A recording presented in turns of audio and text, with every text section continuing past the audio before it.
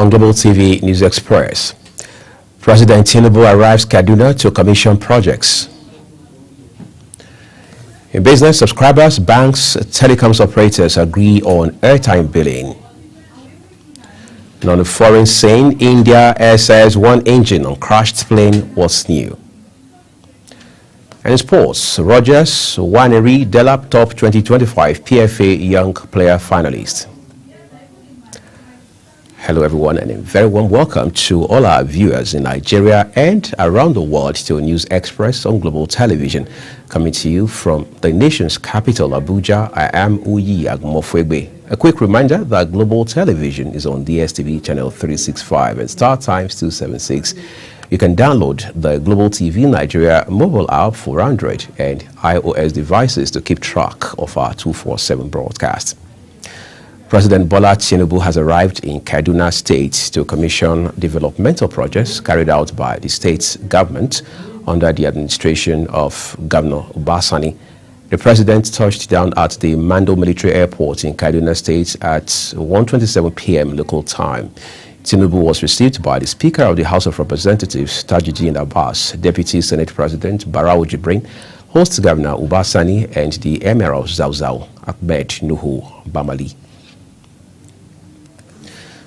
In a different development, President Bola Tinubu has set up a committee to help restore sustainable peace to Benue State following last Friday's massacre in Yelawata community in Goma local government area of the state, which saw around 200 people killed. Members of the peace committee selected by the president include former military governor of Benue State, retired General Atong Bera, Senator George Akume, Senator Gabriel Suswam, and Samuel Otom, all of whom are former governors of the state. President Bola Tinubu has directed security chiefs to take decisive action against criminal elements responsible for the ongoing attacks in Benue State. Our correspondent Felicity Indere reports from Makurdi. President Bola Ahmed Tinubu arrived Benue State days after the latest attacks on the state by insurgents. Then he proceeded to the Benue State University Teaching Hospital for a brief stopover where he met with victims of the recent attacks. President Tinubu emphasized his administration's resolve to tackle security crisis head-on and calls for the formation of a peace committee and pledged full support for Benue State government's efforts to restore peace. I expect there should be arrests of those criminals. Christopher, I know you can't be tired of staying in the bush, and Oloyede and Pasha. Thank all of you, but we need to keep our ears to the ground. Let's get those criminals. Let's get them out. Governor Hyacinth earlier thanked the president for visiting and called for the creation of a community support fund to assist displaced persons. He also renewed the call for the establishment of state police to strengthen internal security. The federal government considered establishing a special intervention fund for communities affected by these incessant attacks in Benue State.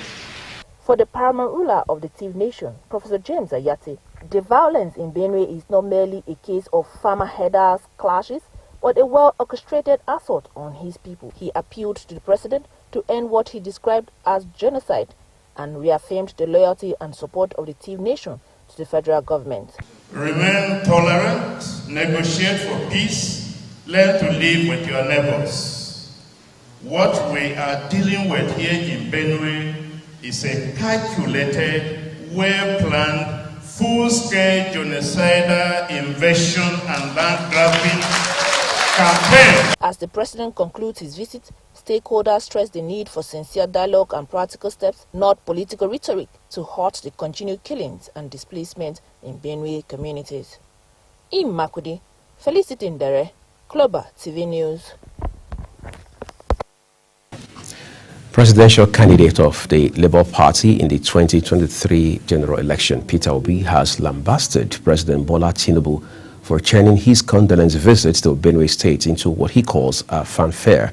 In a post on his X handle, Obi frowned at the president's choice of Agbada attire and the atmosphere that trailed his visit to the state, noting that such fanfare contradicts the gravity of the tragedies that struck Benue and Niger states. Obi maintained that the president should have appeared in mourning clothes rather than adorned himself in his usual Agbada regalia, given the situation of things on the ground. Benue State Coordinator of the National Youth Service Corps, NYC, Veronica Garba, says corps members in crisis areas have been evacuated into family houses in Makurdi, the state's capital. The coordinator said as soon as they heard about the crisis, the management communicated with the police, who evacuated the corps members from both Yelwata and Daudu areas. Garba says the corps members were instantly settled at their family houses, including offices of the Nigeria Corpus Christian Fellowship, National Association of Catholic Corps Members, and Muslim Corpus of Nigeria.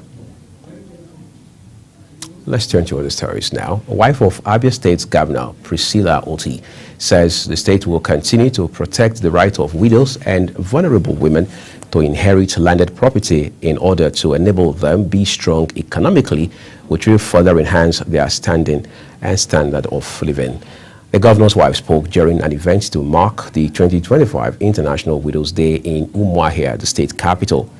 The First Lady, who was represented by the wife of the Deputy Governor, Adeze Emetu, stated that the theme of this year's celebration, Beyond Reason, Rebuilding Lives, Strengthening Communities and Challenging Stigma, was timely as it sought to address the numerous economic and social problems which can erode their dignity and potential of many widows.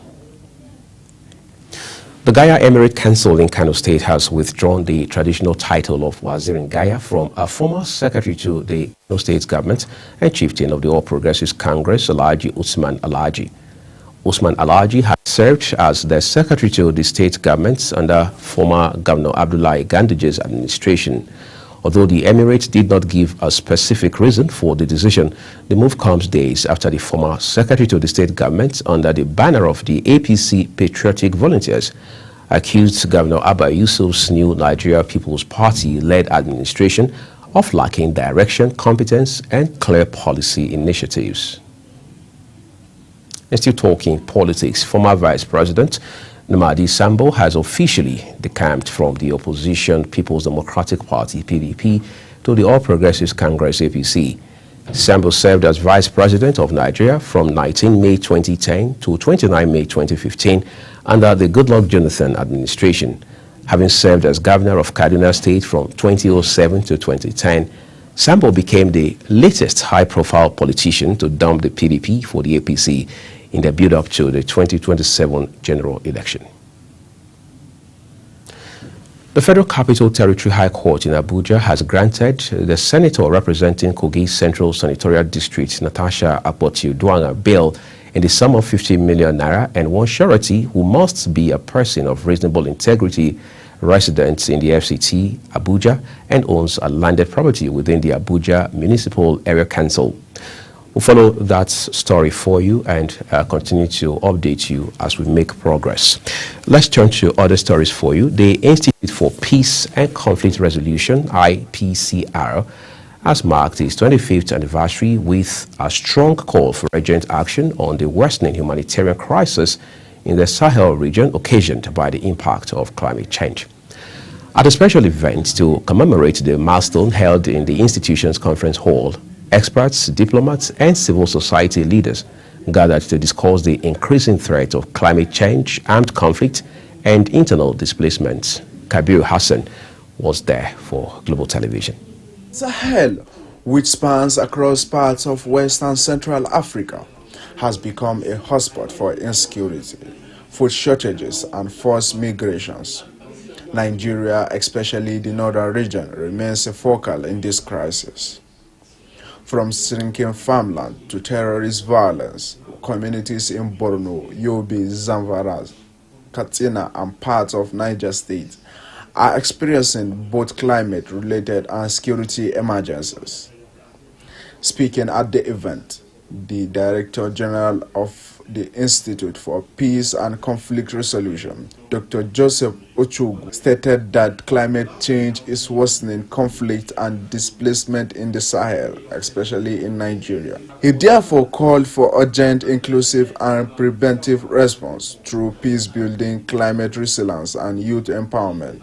He aligned the theme of the seminar with President Tinubu's renewed hope agenda and appreciates support from partners like Friedrich Ebert Stephen.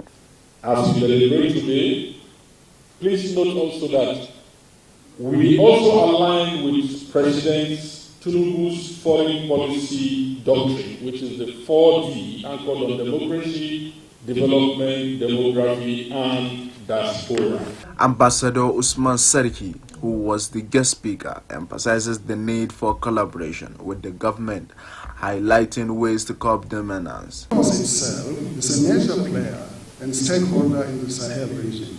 However, the sudden rupture and dramatic exit of these countries from the body will make it difficult, will make it doubtful if ECOWAS can have any significance in determining or shaping the course of events and developments in the central Sahel region. Speaking to journalists, the guest speaker stressed the need to find a lasting solutions to climate change, armed conflict, and internal displacement in the Sahel region. My recommendation is for the Nigerian government to dedicate a special space for the study of the conflicts and situations in the Sahel region.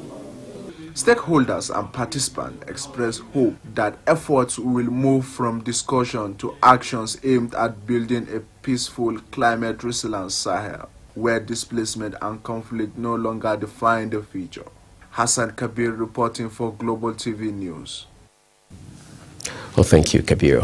The Nigerian Air Force, operating under Operation Hardin K, has destroyed an explosive devices factory, terrorist gun trucks, and eliminated dozens of fighters in Kwatri within the Timbuktu Triangle area of Borno State. This is contained in a statement by the Director, Public Relations and Information of the Nigerian Air Force, Air Commander Ehime Ejodame in Abuja. Ejodame says the airstrikes executed followed intelligence reports of terrorist activity in the area. He further noted that the surveillance confirmed the presence of an IED-making site and vehicles which were struck in precision passes by the Nigerian Air Force aircraft. This is Global Television. You're watching the live broadcast of News Express with Uyi Agmofwebe. When the rest of the news returns shortly, governors decry World Bank's delay in NG Care's funding commitments. Those details and much more, including foreign and sports, coming shortly on the other side of this break.